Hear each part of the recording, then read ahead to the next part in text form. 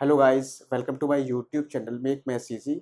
आज के इस वीडियो में हम बात करेंगे टाइम एंड वर्क के कुछ इंपॉर्टेंट क्वेश्चंस के बारे में।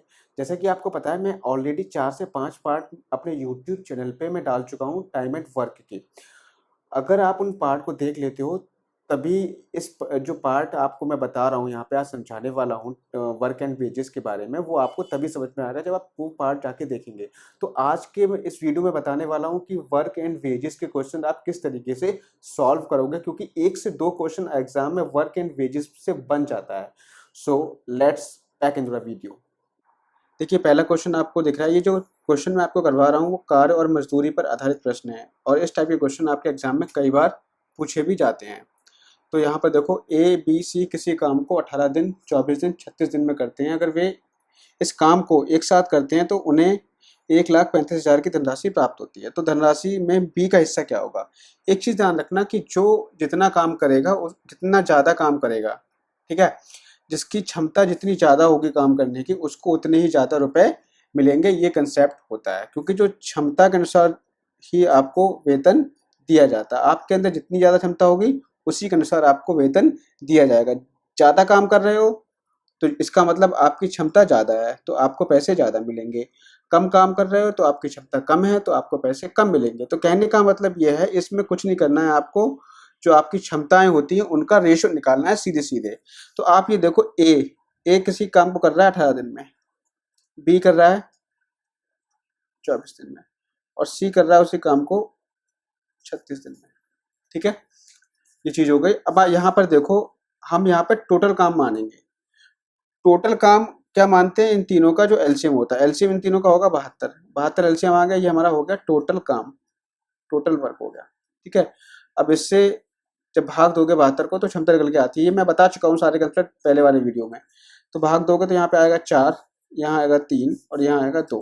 ठीक है, तो यहाँ से जो क्षमता का रेशियो आ गया वो आपका आ गया 4:3:2। और मैंने आपको बताया है कि जो भी वेजेस होता है, वेतन होता है, वो क्षमता के अनुपात में बांटा जाता है। तो क्षमता वेतन है कितना? 1,35,000। पूछा किसका है? बी का हिस्सा पूछा है। तो बी का हिस्सा यहाँ पे कितना है बताओ? 3 हिस्सा है ना। टोटल हिस्सा कितना है? 4, 3, 7 और 9। 4, 3, 7, 2, 9। तो 9 हिस्सा कितने के बराबर है? 1,35,000 के बराबर है। तो हमें निकालना क्या है? 3 हिस्सा। तो मुझे पहले बताओ, एक हिस्सा किसके बराबर होगा? 1,35,000 बटे में 9। 3 हिस्सा निकालना है, 3 बराबर हो जाएगा 1,35,000 बटे 9 गुणा 3। इसको जब आप सॉल्व आउट करोगे तो सॉल्व करके 3 3 9, इससे इसको भाग दोगे तो 45,000 आपका आंसर आ जाएगा। तो बी का जो हिस्सा आएगा वो आपका आएगा 45,000 रुपए। आई होप आपको समझ में आया, क्योंकि ये जो क्वेश्चन है इसमें आपको इतना जानना है कि जो क्षमता का अनुपात होगा उसी के अनुपात में वेतन आपको दिया जाएगा। देखिए, एक क्वेश्चन ये है कि दो व्यक्ति को एक काम करने के लिए 2 लाख की धनराशि दी जाती है, आवश्यकता होती है। यदि एक काम को अकेले 36 दिन में पूरा करता है और दूसरा काम को 48 दिन में पूरा कर सकता है, यदि वे एक लड़के की सहायता से काम को करें तो काम को दिख नहीं रहा है कितना है, तो काम को 48 दिन में पूरा कर सकते हैं। सॉरी, काम को 18 दिन में पूरा कर सकते हैं, 18 दिन में। ठीक है, तो लड़के को कितनी धनराशि प्राप्त होगी? सवाल आपको समझ में आ गया होगा। सवाल में एक बार और पढ़ते रहा हूं। तो हमारा सवाल ये है,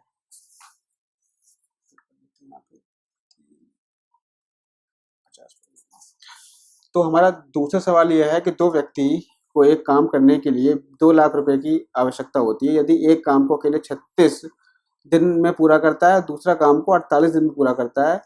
यदि वे एक लड़के की सहायता से काम करें, यानी एक लड़के को और लेने काम में अपने साथ, तो काम को 18 दिन में पूरा कर सकते हैं। तो लड़के को कितनी धनराशि प्राप्त होगी ये आपको बताना है।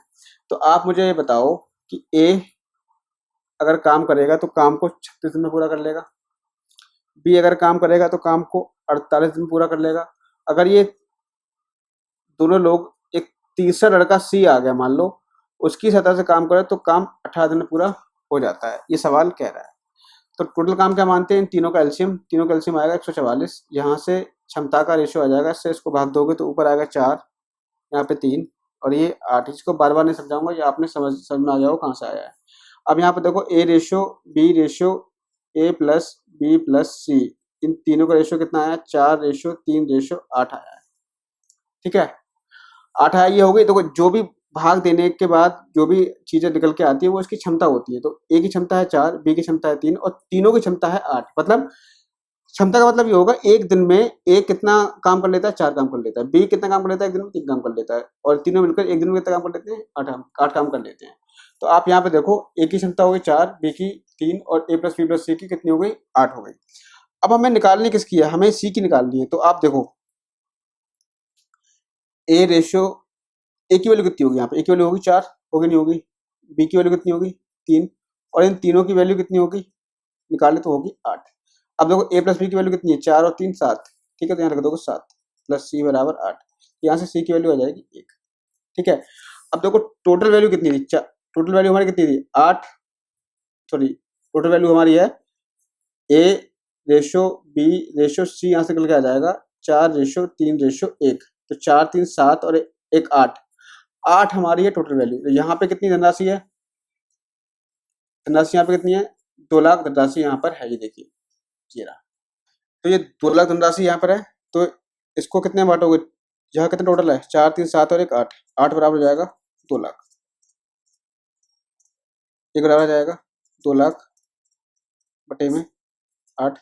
निकालना क्या है आपको, निकालना है लड़के को कितनी धनराशि प्राप्त होगी, लड़का की कितनी है इफिशियंसी क्षमता कितनी है, 1 है। तो यहाँ पे हमें 1 की वैल्यू निकालनी है, तो डायरेक्टली भाग दे दो आप, उसको भाग दोगे तो आपका आंसर आ जाएगा 25,000, ये आपका हो जाएगा आंसर।